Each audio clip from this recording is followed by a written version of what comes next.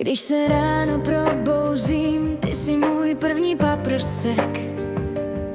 Svým úsměvem, co hřeje, zaháníš každý mrázek. Jsi přístav, kam se vracím, když venku vítr fouká.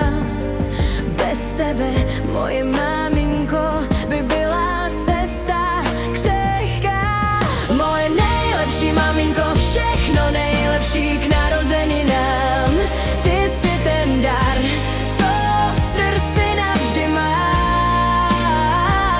Za lásku, trpělivost, za obětí pevné, jsi slunce, co mi svítí.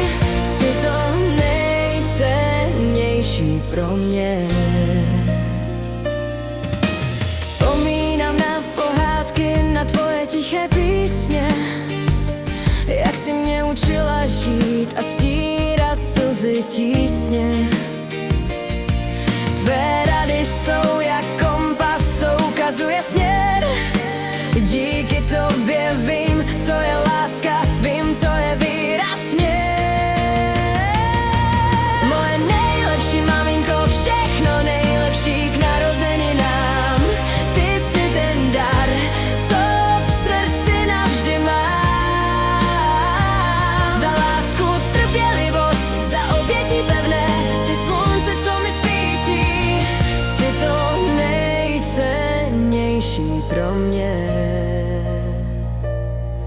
Ať ti dneska štěstí tančí, radosti tvář zdobí.